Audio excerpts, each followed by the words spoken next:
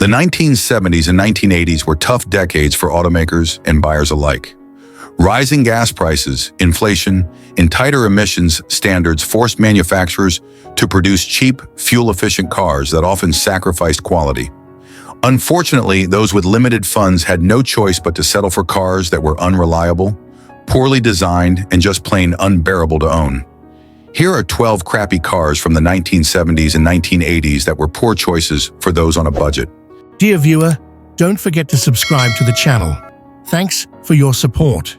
Number 12, the Chevrolet Vega was introduced in 1970 as GM's attempt to compete with smaller, fuel-efficient imports such as the Volkswagen Beetle and Toyota Corolla.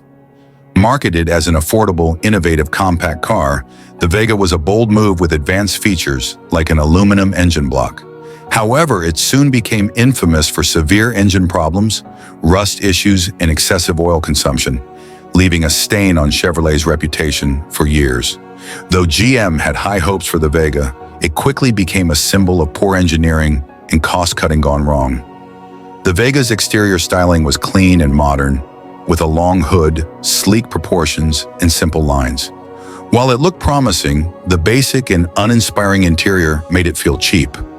GM cut costs by using low-quality interior materials, and many owners complained about plastic components cracking and seat fabric tearing within just a few years. One of the Vega's main selling points was its innovative 2.3-liter aluminum inline-4 engine. The idea was to save weight and improve fuel economy, but GM's decision to forego cast iron cylinder liners was catastrophic. As the aluminum expanded and contracted with heat, it caused warping, leading to engine failures. Many engines began to experience scoring on cylinder walls, leading to excessive oil consumption and power loss within the first few thousand miles. A notorious problem with the Vega was its tendency to burn oil excessively. Owners reported having to add oil constantly between changes, and this problem became more severe as the engines aged. Burning oil caused fouled spark plugs and further worsened performance. The Vega's aluminum engine was prone to overheating due to its poor cooling design. Many engines warped or seized under heavy use, requiring expensive repairs or complete replacements. The body panels on the Vega rusted extremely quickly, especially in regions with humid or snowy climates. General Motors used inadequate rust-proofing methods, and in some cases, rust spots appeared within 2 years of ownership. Owners reported entire fenders and doors corroding prematurely, making the car look old before its time. GM cut corners in both design and manufacturing. Misaligned body panels, leaky seals, and poor welds were common. The hatchbacks and doors were known to rattle, and door latches frequently failed. Quality control at GM's new Lordstown, Ohio plant, where the Vega was built, was notoriously poor, leading to a flood of customer complaints. While the Vega came with both manual and automatic transmission options, both were plagued with poor durability. Manual transmissions had synchronization issues, making it difficult to shift gears smoothly, while the automatic was slow and unresponsive. The Vega was subject to multiple recalls, with owners having to bring their cars back to the dealer for engine repairs, transmission fixes, and rust treatments. GM extended warranties to try to placate customers, but mechanical failures persisted even after repairs, frustrating buyers. In an era when safety was becoming more critical, the Vega lagged behind competitors. It offered minimal crash protection, and the thin body panels crumpled easily in accidents. Many owners felt unsafe driving the car at highway speeds, given its poor stability and cheap construction. When the Vega debuted, it was heavily promoted and sold well in its first year. However, word of its reliability issues spread quickly, leading to a rapid drop in sales. Owners began to complain publicly about oil consumption, rust problems, and warranty headaches, and Chevrolet's reputation took a hit. Competing models like the Datsun 510 and Toyota Corolla outclassed the Vega in both reliability and build quality, further accelerating the Vega's decline. GM's attempt to streamline production at the Lordstown, Ohio plant backfired. Workers were required to build cars quickly, but this led to poor assembly quality. Many new Vegas arrived at dealerships with misaligned parts, paint flaws, or mechanical issues straight from the factory. The Vega is often cited as one of the worst cars of the 1970s and a major failure for GM. The company's decision to prioritize innovation over reliability backfired, leaving a legacy of disgruntled customers and tarnished credibility.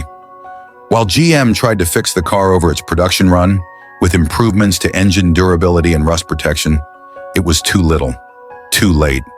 The Vega's reputation was already irreparably damaged. By 1977, Chevrolet ended the Vega's production. Despite the initial hype, the car's many flaws ensured that it would be remembered as one of GM's biggest blunders. The 1971 Chevrolet Vega was a case study in overambition, poor engineering, and cost-cutting mistakes. While it was innovative in some respects, such as the use of an aluminum engine, its endless mechanical problems, excessive oil consumption, and rust issues doomed it to failure. Number 11. The Bricklin SV-1 was introduced as a safety-focused sports car with futuristic gull-wing doors, a unique fiberglass body, and high aspirations. However, despite its promising concept, the SV-1 was plagued by major reliability issues, poor build quality, and a lackluster engine. The car was the brainchild of Canadian entrepreneur Malcolm Bricklin, who aimed to create a high-performance vehicle that emphasized both safety and innovation, hence the name SV-1, which stood for Safety Vehicle 1. Unfortunately, its combination of rushed production, technical failures, and limited performance turned it into one of the most infamous flops of the 1970s. The gull-wing doors were the most striking feature of the Bricklin SV-1. Inspired by exotic cars like the Mercedes-Benz 300 SL, these doors added visual flair but were electrically operated and prone to malfunction. Many owners found themselves stuck inside the car when the doors failed to open, often requiring manual intervention or emergency assistance. The car used acrylic resin bonded to fiberglass for its body panels, which gave it a sleek and futuristic appearance. However, the panels faded and cracked easily, and the plastic finish became discolored over time. Owners found it difficult to maintain the SV-1's appearance, especially in harsh weather conditions. In keeping with its focus on safety, the SV-1 was offered in bright colors such as safety orange, safety white, safety green, and safety red, with the goal of making the car more visible on the road. However, the limited palette wasn't appealing to many buyers. The Bricklin SV-1 was initially equipped with an AMC 360 V8 engine, producing 220 horsepower, but later models were fitted with a Ford 351 Windsor V8 with 175 horsepower. While these engines were reliable on their own, the car's heavy curb weight of over 3,500 pounds meant it was sluggish and underwhelming on the road. The SV-1's advertised 0–60 mph time of 8 to 10 seconds was disappointing for a sports car of its era, and it couldn't compete with rivals like the Chevrolet Corvette or Porsche 911.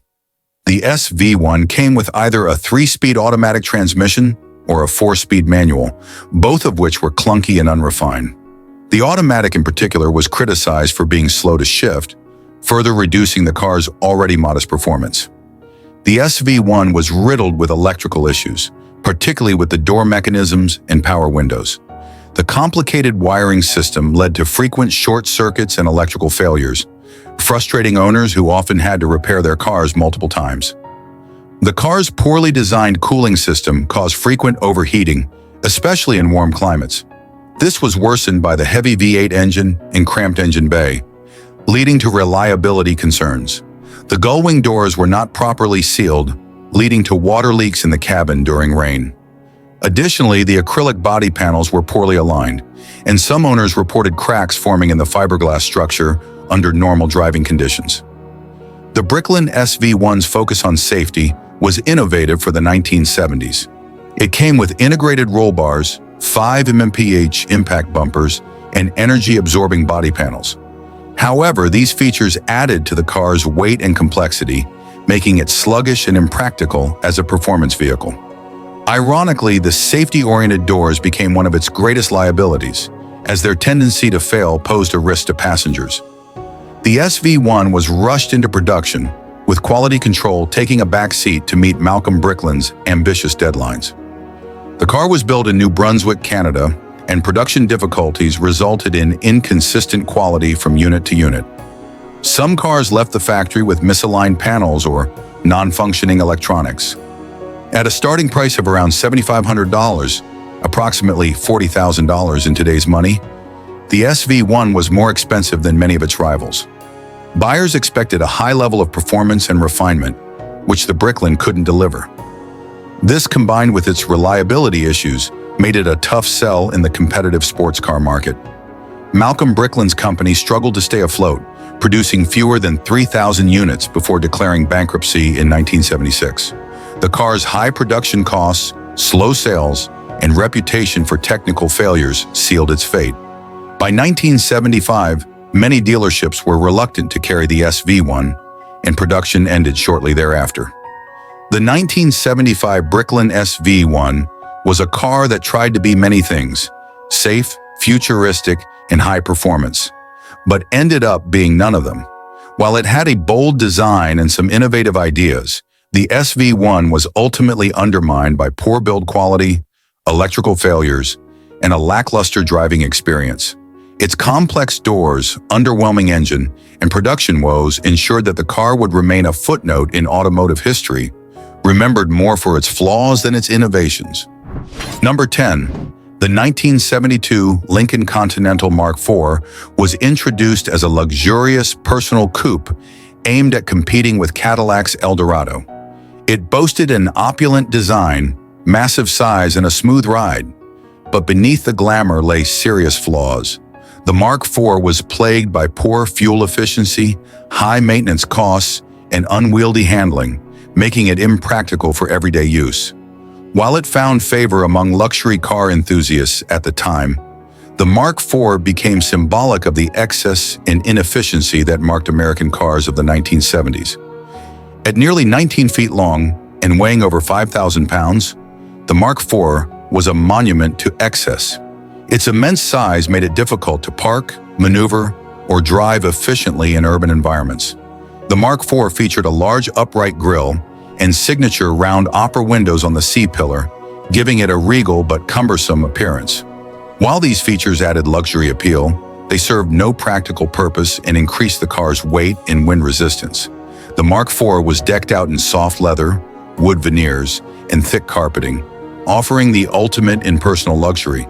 However, the interior materials were prone to cracking, fading, and sagging over time, leading to high maintenance costs for those who wanted to preserve the car's opulence. The Mark IV's weight made it difficult to handle, with sluggish cornering and a tendency to sway on uneven roads.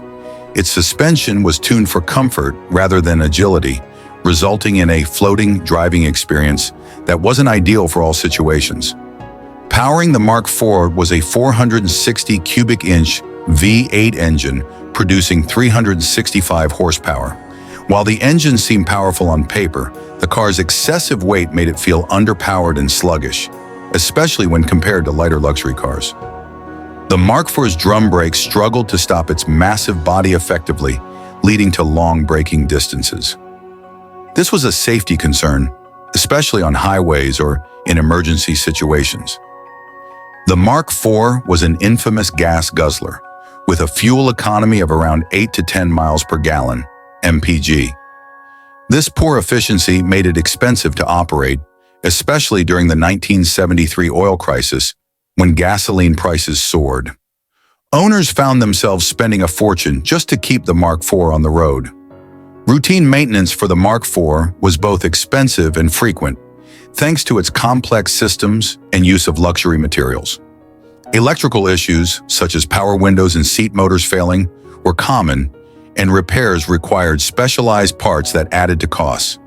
Despite its flaws, the Mark IV found a loyal customer base among buyers looking for status and luxury, with over 48,000 units sold in 1972.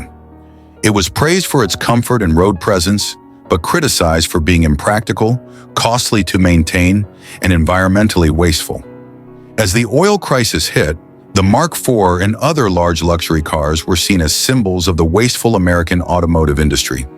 This perception, combined with new government regulations on emissions and fuel economy, led to declining sales in the years that followed.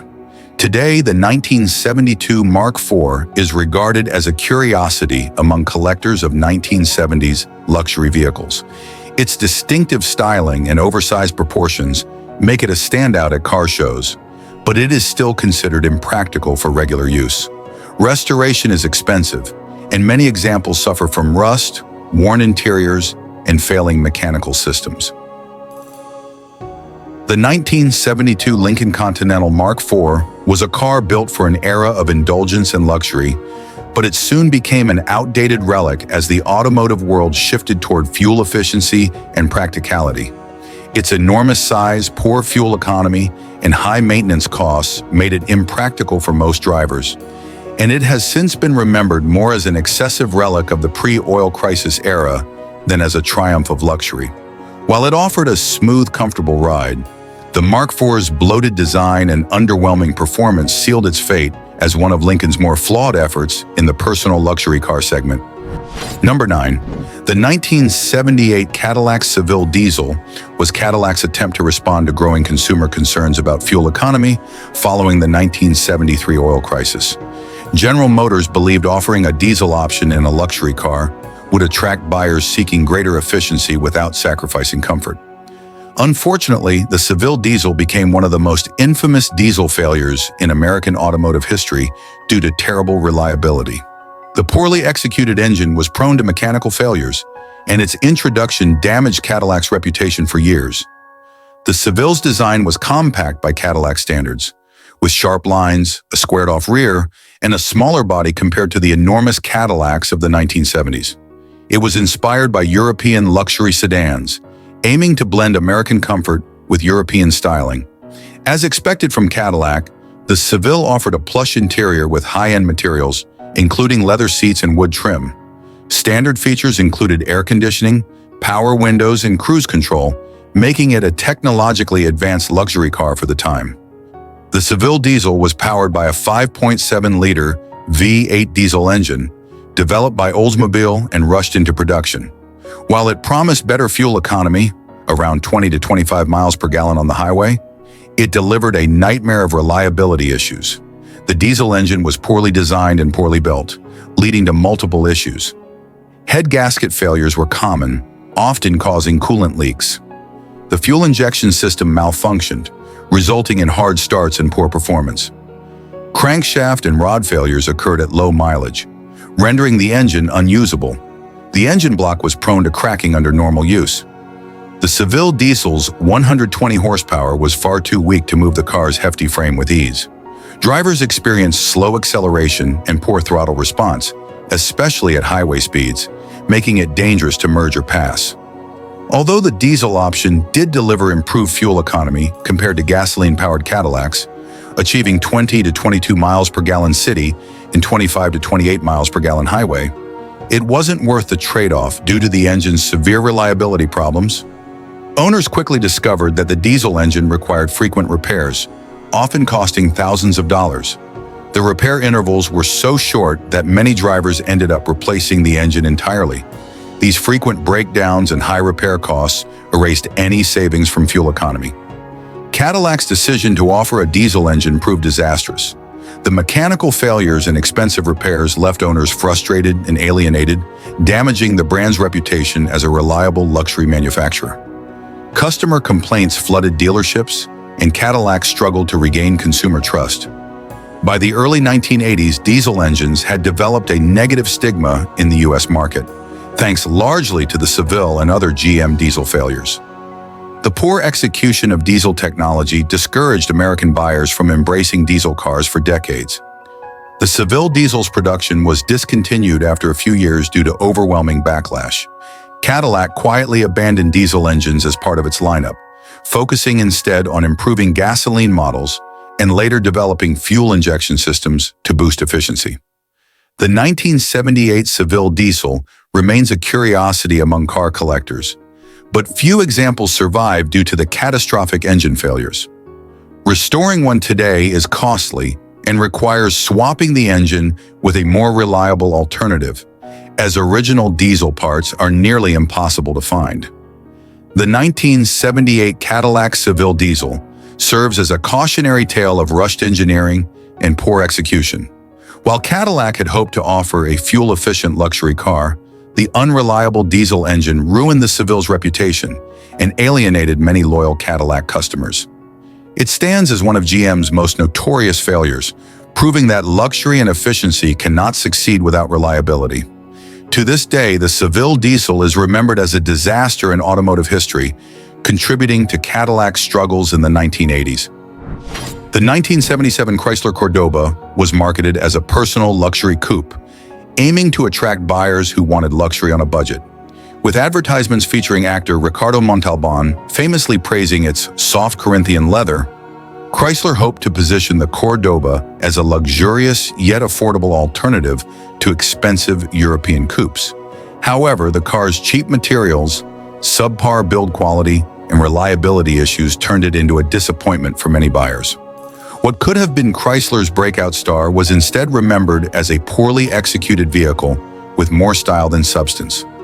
The Cordoba's design reflected the popular aesthetic trends of the 1970s, with a long hood, short deck profile, and exaggerated front grille. It featured opera windows and optional vinyl roofs, common luxury styling elements of the time. Despite looking sophisticated at a glance, the fit and finish were poor, with panels that didn't align properly and chrome accents prone to pitting and peeling. Chrysler heavily promoted the Cordoba's interior, with ads emphasizing its Corinthian leather seats and supposed luxury appointments. While the leather and plush seats were comfortable, plastic components dominated much of the interior. These materials felt cheap and were prone to cracking and discoloration after just a few years. Other luxury features like power windows, air conditioning, and an AM/FM radio were available, but electrical components were often unreliable, leading to frequent malfunctions. 225 CID slant-6 engine, base option, 318 cubic inch V8, most common, 400 cubic inch and 360 cubic inch V8s, for those wanting more power. Despite these engine options, performance was underwhelming. The larger V8s were thirsty for fuel, and emissions regulations sapped their power. Acceleration was sluggish, and the car handled poorly due to its hefty curb weight and outdated suspension.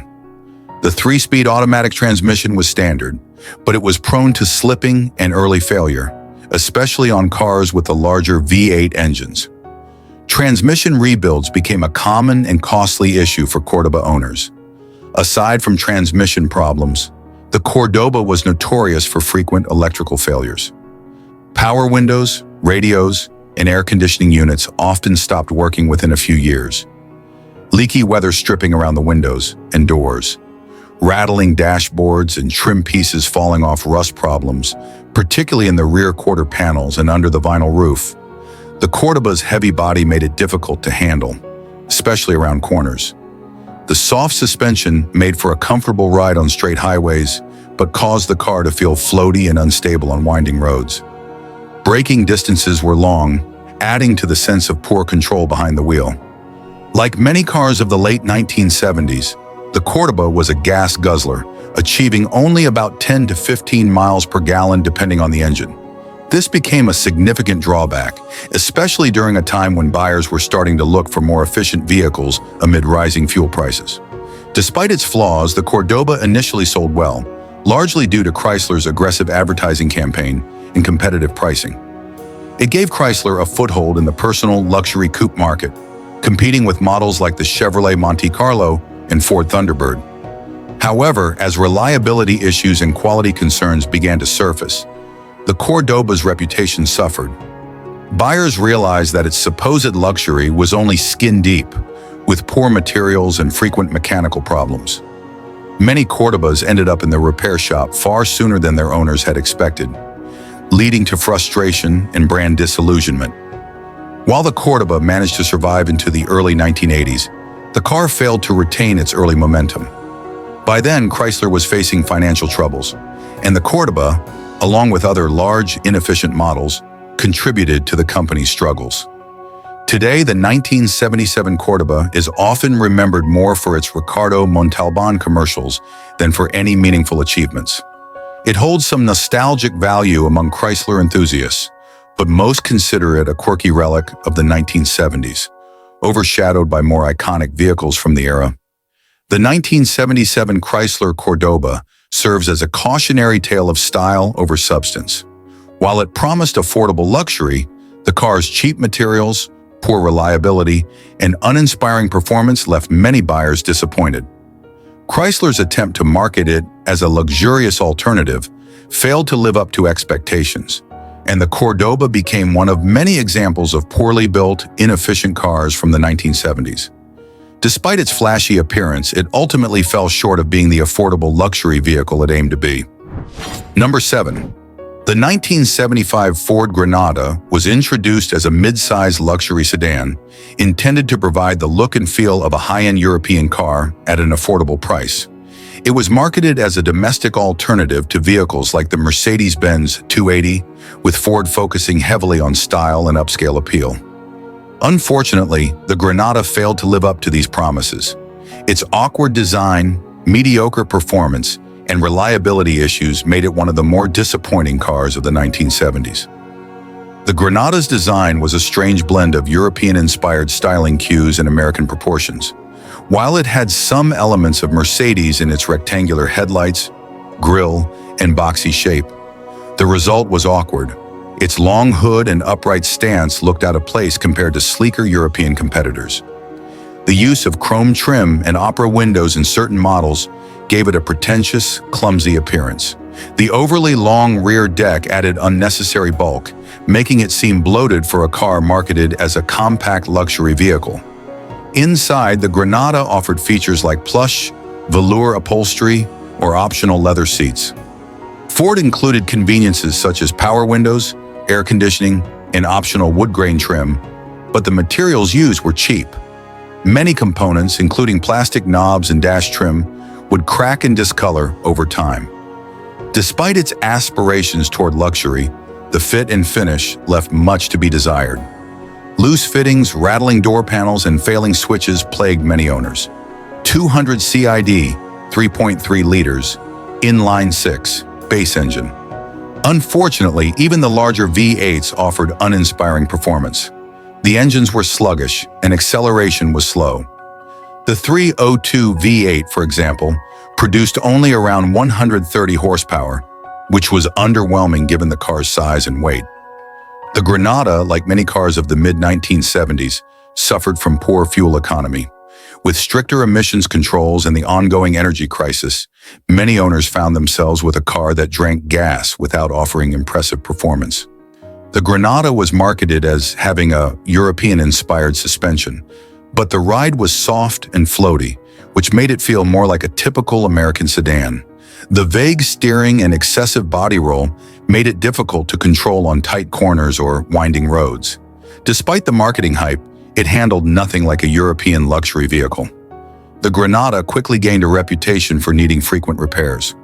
Electrical components were prone to early failure, especially the power windows, seat controls, and air conditioning systems. Transmission issues were also common. The C4 3-speed automatic transmission, a standard offering, was known to slip or fail prematurely, often requiring expensive rebuilds. Like many 1970s cars, the Granada was vulnerable to rust, particularly around the wheel wells, rocker panels, and undercarriage. This was especially frustrating for owners in northern climates where road salt accelerated the problem. Even with the optional V8 engines, the Granada struggled to deliver satisfying acceleration. Many owners complained about the car being underpowered, particularly with the inline-six engines. The braking system was adequate but unimpressive, and the heavy curb weight of the Granada made it feel sluggish during acceleration and stopping. While the Granada provided a smooth ride on highways, it was unsettling to drive in tight turns or at higher speeds. The poor handling made it difficult to justify the car's European-inspired marketing angle. Buyers expecting something nimble were left disappointed by its lazy, heavy feel on the road. The Granada contributed to the decline of Ford's reputation for quality in the 1970s. While it managed to survive until the early 1980s, the Granada became a symbol of mediocrity and unmet expectations. Today, the Granada is often remembered with a mix of nostalgia and ridicule. It has some value as a curiosity from the 1970s, but few collectors actively seek it out. Most Granadas that remain are seen as quirky, cheap classics with limited appeal. The 1975 Ford Granada was a classic example of style over substance. While Ford attempted to market it as an affordable luxury vehicle, the reality was far from the promises. With awkward styling, sluggish engines, and a host of maintenance issues, the Granada failed to deliver a truly satisfying ownership experience. It remains a reminder of the unfortunate compromises many automakers made during the challenging automotive landscape of the 1970s. Number 6. The Dodge St. Regis, introduced in 1979, was Dodge's attempt to produce a new full-size sedan that fit within Chrysler's increasingly troubled product line. Designed to replace the Dodge Monaco, it was built on Chrysler's downsized R-body platform to adapt to changing market demands for smaller, more fuel-efficient vehicles. Unfortunately, the St. Regis quickly gained a reputation for being heavy, underpowered, and poorly built. It was a sales failure and contributed to Chrysler's financial woes during the late 1970s and early 1980s. The St. Regis sported a bland, boxy design that failed to inspire buyers. It featured slab-sided body panels, thin chrome trim, and awkwardly squared-off edges that made it look dated upon release. Dodge tried to stand out by adding a partially covered rear window, a design element meant to evoke elegance. But it came off as gimmicky and awkward. The front grille, shaped in a waterfall design, failed to match the rest of the vehicle's proportions, giving the sedan an uncoordinated appearance. The huge front and rear bumpers, required to meet federal crash standards, only added to the car's bloated look. The cabin featured typical 1970s fare, including plush cloth seats, a padded dashboard, and optional faux wood grain trim. While the car was marketed as a luxurious family sedan, the materials used were cheap and poorly assembled. Loose panels, rattling doors, and malfunctioning switches were common complaints. The interior was spacious, but the ergonomics were subpar, with poorly placed controls and gauges that were difficult to read. Although it offered power windows, air conditioning, and an optional AM/FM radio, the overall build quality gave a low-rent feel. 225 CID, 3.7L, slant 6, 318 CID, 5.2L, V. Despite the availability of V8 engines, none delivered impressive performance. The engines were hamstrung by emissions regulations, with the 360 V8 producing only 195 horsepower, insufficient for a large, heavy sedan. The 225 slant 6, used in base models, was notoriously underpowered for the car's size. One of the biggest issues with the St. Regis was that it failed to deliver fuel efficiency, despite being built during a time when gas prices were a major concern. The car's R-body platform was still too heavy, and combined with weak engines, the result was poor acceleration and high fuel consumption. This put the St. Regis at a severe disadvantage compared to more efficient Japanese and European competitors. The St. Regis was known for its vague steering and sluggish handling. With excessive body roll and underwhelming brakes, it was difficult to drive with any level of confidence. It rode smoothly on highways, but it felt disconnected from the road in city driving or tight turns. The St. Regis was plagued by poor assembly and substandard materials, with many components failing prematurely. Electrical issues, such as failing power windows and malfunctioning gauges, were common, and the transmissions often slipped or failed entirely. Rust was another persistent problem, particularly around the wheel wells and undercarriage. Dodge offered the St. Regis as a police interceptor, hoping to compete with Ford and General Motors in the law enforcement market. However, the car failed miserably in this role. Officers complained that it was too slow, unreliable, and poorly built for police work. The sluggish acceleration and weak brakes made it difficult to pursue suspects, and the frequent breakdowns forced many police departments to abandon the car after a short period of use. The St. Regis arrived just as the American auto industry was struggling with new emissions regulations, rising gas prices, and competition from Japanese imports. Chrysler's financial difficulties only made things worse, limiting the company's ability to improve the car. Buyers quickly lost interest in the St. Regis, as it failed to offer the performance, style, or efficiency they expected. Sales were disappointing, and the St. Regis was discontinued by 1981, after only a few years on the market. Today, the Dodge St. Regis is mostly forgotten, remembered only by enthusiasts of obscure American cars. It serves as a cautionary tale about poor planning and execution in a changing automotive landscape. The St. Regis, with its uninspired design and mechanical shortcomings, failed to leave any meaningful impact on the industry. Due to its short production run and rarity, the St. Regis occasionally shows up at classic car events, but it has little value even among collectors. Most examples that survive are in poor condition, further reflecting the car's lack of durability and appeal. The 1979 Dodge St. Regis was a misstep for Chrysler at a time when the company could least afford one. With bland styling, poor performance, and a reputation for unreliability, the St. Regis never gained traction in the market. Its failure as a police vehicle further cemented its place as a disappointing chapter in Dodge's history. Number 5. The Ford LTD II, introduced in 1977 as a successor to the Torino, was a full-size personal luxury sedan and coupe. While Ford hoped it would appeal to buyers wanting comfort and style, the LTD II arrived at a time when fuel efficiency and practicality were becoming more important to car buyers. With bloated proportions, poor performance, and outdated engineering, the LTD II was out of step with the market. The car is now remembered as one of Ford's misses in the late 1970s, overshadowed by rising demand for smaller, more efficient vehicles. The LTD II was based on the same platform as the aging Torino and adopted the exaggerated design trends of the 1970s, including large chrome bumpers, opera windows, and vinyl roofs. Its overly long hood and flat, stretched body gave the car an imposing but awkward look. Many critics derided it as a bloated, oversized throwback to earlier muscle cars, though it lacked the performance to match that style. Buyers could opt for flashy design elements, such as two-tone paint schemes, landau tops, and excessive bright work, which only added to the vehicle's garish appearance. Inside, the LTD II aimed to offer a luxury experience, but cheap materials and dated design detracted from the upscale image. Plush bench seats and thick carpeting were available, but the layout felt outdated compared to more modern interiors being offered by European and Japanese automakers. Many components were shared with other Ford models, giving it a recycled feel instead of a unique personality. Some models included optional features like power windows, air conditioning, an AM/FM radio, and a CB radio, but these were not enough to distract from the car's overall mediocrity. 302 CID, 5.0 liters. V8. Despite the large engine options, the LTD II was sluggish and unresponsive. Even the more powerful 400 V8 struggled to move the car with any sense of urgency.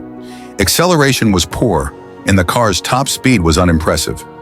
At a time when fuel economy was becoming critical due to the 1970s energy crises, the LTD II was a gas guzzler, with mileage figures hovering in the low teens. Buyers who needed an affordable daily driver found it expensive to run, making it an impractical choice.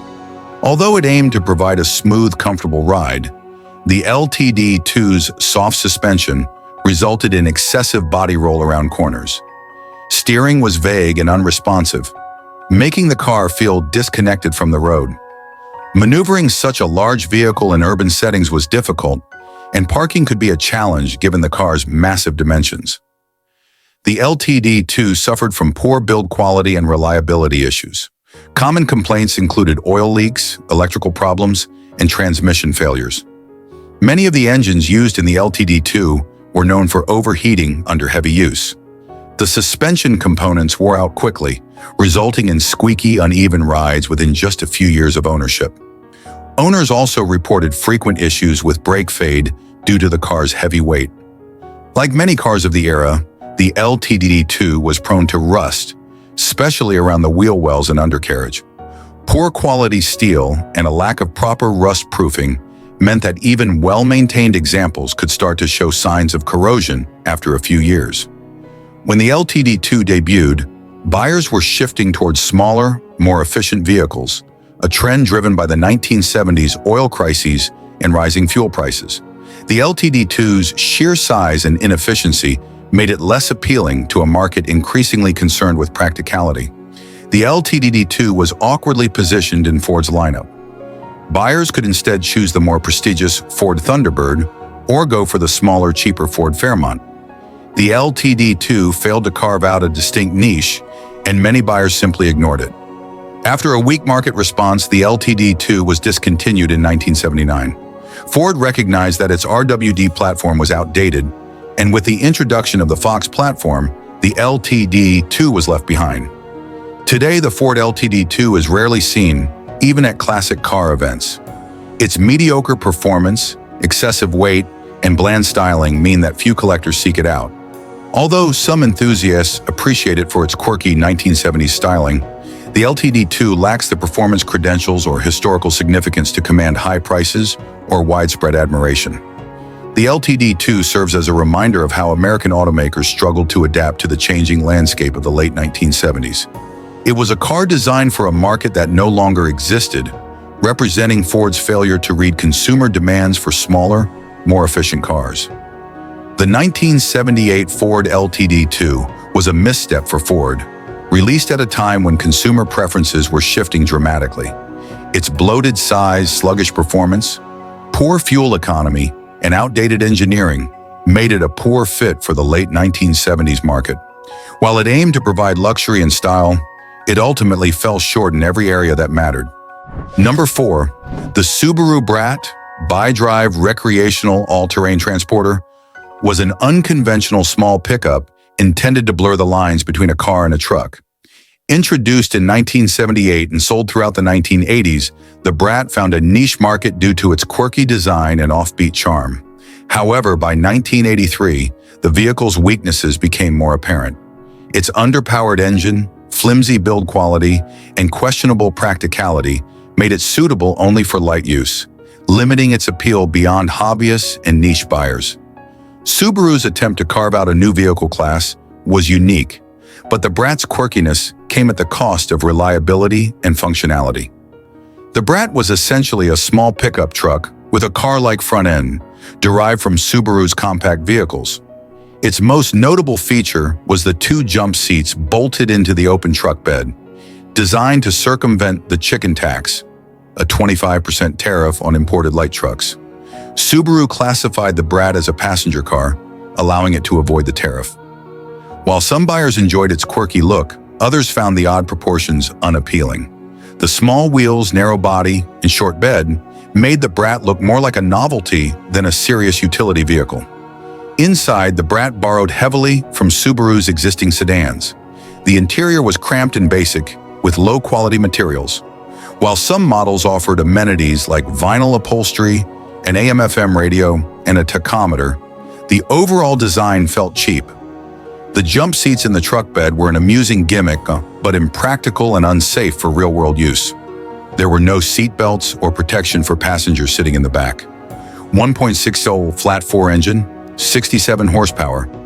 1.80 flat-4 engine, 73 horsepower. Both engines were underpowered, especially for a vehicle marketed as a recreational truck. The Brat struggled to maintain highway speeds, and towing or carrying even light loads pushed the engine to its limits.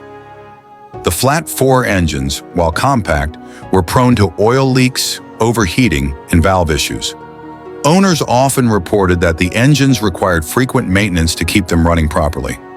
Subaru offered both manual and automatic transmissions, but the manual was preferred by enthusiasts because the automatic sapped what little power the engine produced. The Brat featured part-time four-wheel drive, 4WD, which was useful in off-road conditions. However, the lack of a low-range gearbox meant that it struggled with more serious terrain. On paved roads, the 4WD system was unnecessary and added weight without improving the driving experience. While the Brat's car-based origins helped it handle better than traditional trucks, its bumpy suspension made for a harsh ride on anything other than smooth roads. On twisty roads, the Brat's narrow track and light weight made it feel unstable, especially at higher speeds. Drivers often described the handling as floaty and unpredictable. The truck bed was small and not very useful for hauling anything larger than basic camping gear or a couple of bikes. Compared to conventional small pickups like the Ford Ranger or Toyota Hilux, the Brat was severely lacking in cargo space and payload capacity. Owners reported frequent issues with engine gaskets, electrical components, and carburetor tuning. Additionally, the cooling system struggled in warmer climates, leading to overheating problems during summer driving. The manual transmission was more reliable, but the automatic versions suffered from early failures and costly repairs. Like many Subaru models of the time, the Brat was highly prone to rust, especially in northern climates where road salt was used in winter. The thin metal panels offered little protection from corrosion, and even well-maintained examples began showing rust after just a few years. The plastic interior components were also prone to cracking and fading, making the cabin feel even cheaper over time. The Brat initially found a small but enthusiastic audience, especially among younger buyers who appreciated its offbeat personality. However, by the early 1980s, the novelty had worn off, and buyers were increasingly drawn to more practical small trucks from Toyota, Ford and Datsun, Nissan. Subaru tried to market the Brat as a do-it-all recreational vehicle, but the lack of power and the impractical design limited its appeal. Many buyers found that it couldn't compete with traditional pickups for utility or with compact cars for everyday driving. The Brat's sales steadily declined throughout the 1980s. By 1987, Subaru discontinued the model, focusing instead on its core lineup of compact cars and station wagons. The 1983 Subaru Brat was an oddball vehicle that tried to combine the best elements of a car and a truck, but ended up being mediocre at both. Its underpowered engine, poor build quality, and impractical design limited its appeal to mainstream buyers, and its novelty quickly faded.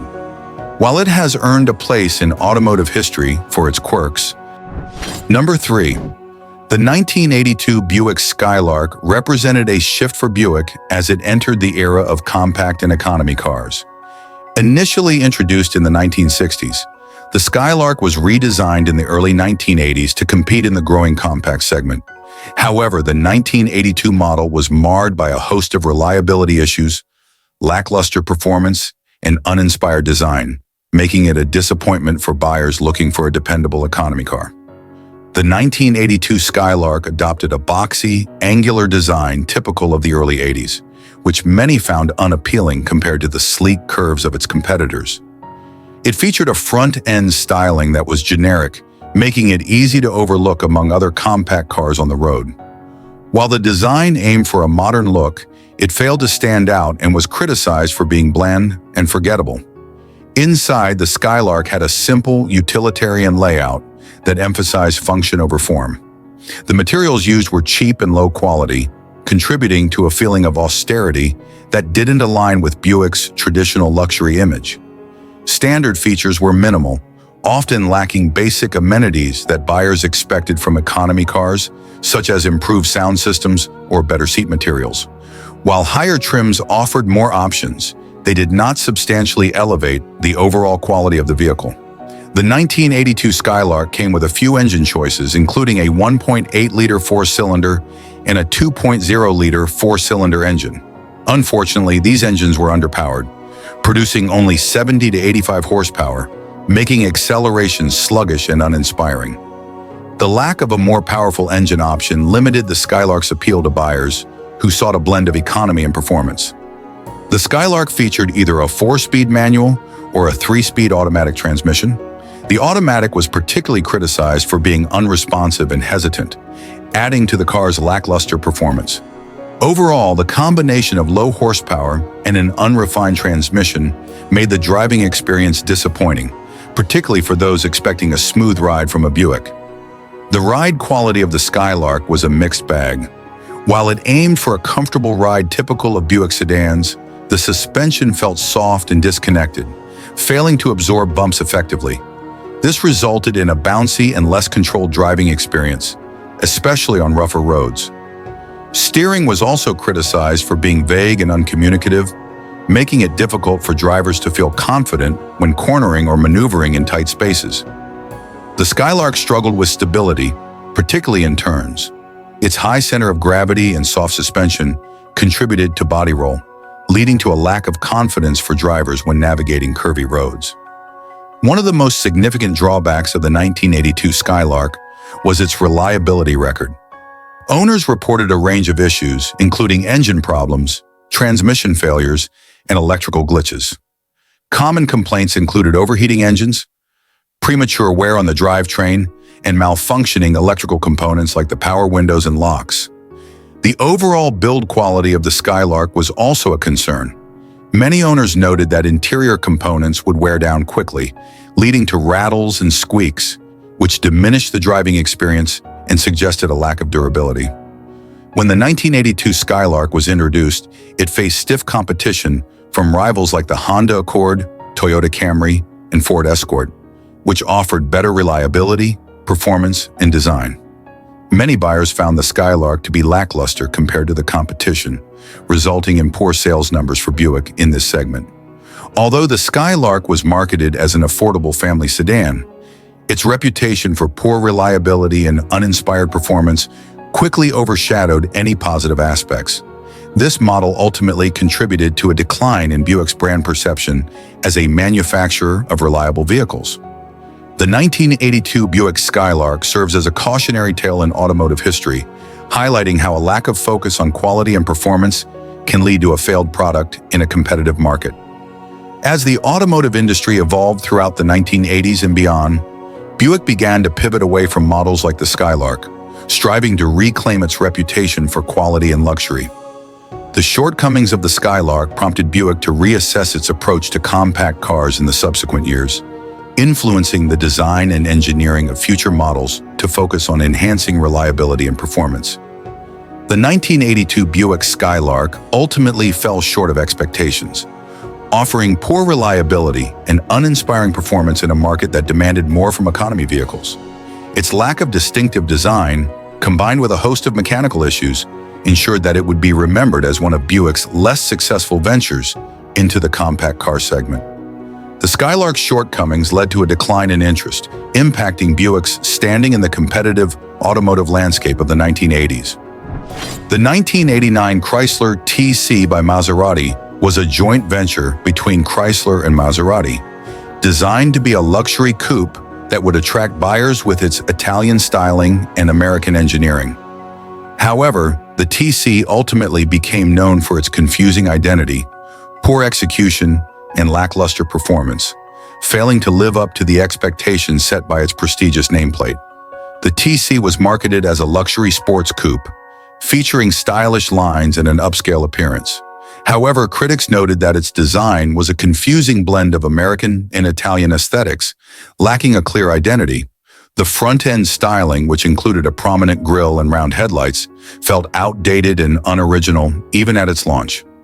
Many observers remarked that it looked more like a poorly executed clone of other luxury vehicles rather than a true Maserati. Inside, the TC aimed to deliver a luxurious experience with leather seats and wood accents. However, many owners found the interior materials to be subpar compared to other luxury cars in its price range. Features that were standard in competing models, such as advanced sound systems or high-tech options, were often either missing or poorly executed, leaving buyers feeling underwhelmed. The TC was equipped with a 3.0-liter V6 engine sourced from Mitsubishi, producing around 140 horsepower. This power output was considered inadequate for a vehicle marketed as a luxury sports coupe. The performance was criticized for being sluggish and uninspiring, failing to deliver the sporty feel that buyers expected from a Maserati-branded vehicle. The TC came with either a 4-speed automatic or a 5-speed manual transmission, but both options were often noted for their lack of responsiveness and general clumsiness in shifting. Many drivers experienced issues with the automatic transmission, leading to a less than optimal driving experience that detracted from the car's intended luxury feel. The TC was designed to provide a comfortable ride, but many owners reported that it felt heavy and cumbersome on the road. The suspension struggled to absorb bumps effectively, resulting in a less refined driving experience. Additionally, the car's weight distribution contributed to poor handling, making it feel unwieldy during cornering. The TC's handling characteristics were not suited for spirited driving. Many critics described the steering as vague and uncommunicative, leading to a lack of confidence when navigating turns. Overall, the car struggled to find a balance between luxury and sportiness, leaving many drivers dissatisfied with its performance. The TC was plagued by a range of mechanical issues, including electrical problems and cooling system failures.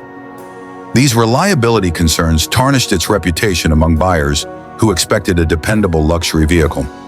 Owners frequently reported random electrical gremlins, including malfunctioning windows, locks, and dashboard lights, which further frustrated the driving experience. The overall build quality of the TC was criticized, with many components feeling cheap and poorly assembled. Problems with panel alignment, paint quality, and interior fit and finish led to a perception that the car was not worth its luxury price tag. Upon its release, the TC faced stiff competition from established luxury brands like BMW and Mercedes-Benz, which offered better performance and overall quality. The TC's confusing identity as a luxury sports coupe did not resonate with consumers. Despite an initial buzz around its unique branding, the TC ultimately struggled to find a dedicated market and fell flat in sales. The Chrysler TC by Maserati was produced for only a couple of years, with poor sales leading to its eventual discontinuation in 1991. It became a symbol of failed ambition, marking a low point in both Chrysler and Maserati's histories. The 1989 Chrysler TC by Maserati serves as a cautionary tale about the pitfalls of branding and product identity in the automotive industry. The attempt to blend luxury with a sporty image ultimately resulted in a vehicle that failed to satisfy the expectations of both luxury and performance buyers. The TC's mixed heritage created confusion about its purpose, leading to an identity crisis that would haunt its reputation. The failures of the TC influenced Chrysler's future collaborations and product strategies, encouraging a more focused approach to luxury vehicles and better alignment between branding and customer expectations. The 1989 Chrysler TC by Maserati aimed to offer a unique blend of Italian luxury and American engineering, but ultimately fell short due to poor execution, lackluster performance, and reliability issues. Its confusing identity and underwhelming driving experience contributed to its lack of success in the market. Today, the TC is often remembered as a misstep in both Chrysler and Maserati's histories, illustrating the challenges of merging distinct automotive philosophies into a cohesive product. Number 1. The 1980 Triumph TR8 was intended to be a sporty and stylish roadster, boasting a V8 engine and a modern design. However, it quickly gained a reputation for being a disappointment due to major electrical issues and performance shortcomings, which overshadowed its appeal as a sports car. The TR8 featured a sleek, modern look that aimed to attract enthusiasts, but its design was somewhat uninspired, lacking the flair that many sports cars of the era possessed. The car's bodywork was primarily built from fiberglass, which was lightweight but also contributed to a cheap feel. Many critics noted that the TR8's aesthetic did not live up to the heritage of the Triumph name. Inside, the TR8 attempted to provide a comfortable and driver-focused environment, but the interior materials felt low quality and dated. Features that were standard in competing models, such as better sound systems or more advanced instrumentation, were either missing or poorly executed, leaving buyers wanting more. The TR8 was equipped with a 3.5-liter V8 engine, which was a significant selling point at the time. However, many owners found the engine to be clunky and unrefined, struggling to provide the exhilarating driving experience that sports car enthusiasts craved. The engine produced around 135 horsepower, which, while respectable, did not translate into the thrilling performance expected from a sports car. The TR8's acceleration felt sluggish compared to its contemporaries. The car was offered with either a 4-speed manual or a 3-speed automatic transmission. However, both options were criticized for being imprecise and unresponsive, hampering the driving experience. Drivers reported that shifting was not smooth, leading to frustration when attempting to enjoy the car's sporty attributes. The TR8 was marketed as a sports car, but its ride quality left much to be desired. Many owners described the suspension as being overly firm, leading to an uncomfortable ride over rough surfaces. The handling, while decent, was marred by the car's weight distribution and balance issues, making it feel less agile than competitors like the Mazda MX-5 or Datsun 240Z. Steering feedback was often described as vague, and the car lacked the precise handling that sports car enthusiasts expect. This contributed to a feeling of instability during aggressive driving maneuvers. Many drivers found the TR8 to be less predictable on the road, which further detracted from the overall experience. One of the most significant issues with the TR8 was its electrical system, which was notorious for failures and malfunctions.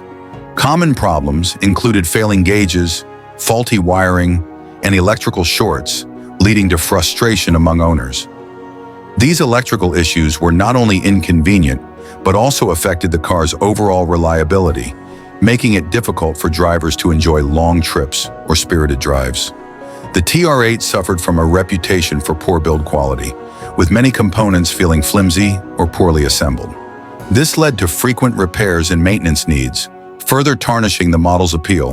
The combination of electrical problems and general mechanical failures created a perception that the TR8 was not a dependable choice for sports car enthusiasts.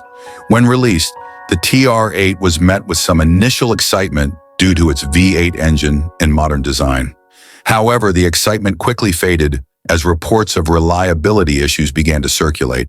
Sales suffered as potential buyers were deterred by negative reviews and word of mouth regarding the car's performance and reliability. Production of the TR8 was short-lived, with only a few thousand units being sold. The model's failures ultimately led to Triumph's decline in the sports car market, as they struggled to compete with more reliable and better engineered offerings from other manufacturers. By 1981, the TR8 was discontinued, marking the end of an era for Triumph's sports cars. The 1980 Triumph TR8 serves as a cautionary example of how high expectations can lead to disappointment when a vehicle fails to deliver on performance and reliability. The TR8's shortcomings became a part of Triumph's legacy, highlighting the challenges faced by British automakers in the late 20th century.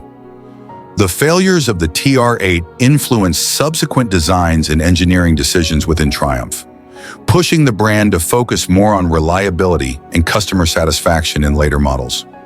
Ultimately, the TR8's legacy is one of missed opportunities and the impact of engineering missteps on a brand's reputation. The 1980 Triumph TR8 aimed to be a modern, sporty roadster with a powerful V8 engine, but it ultimately fell short due to major electrical problems, clunky performance, and reliability issues. Its mixed identity as a sports car left many enthusiasts disappointed, leading to poor sales and a tarnished legacy for the Triumph brand. Today, the TR8 is often remembered as a symbol of what could have been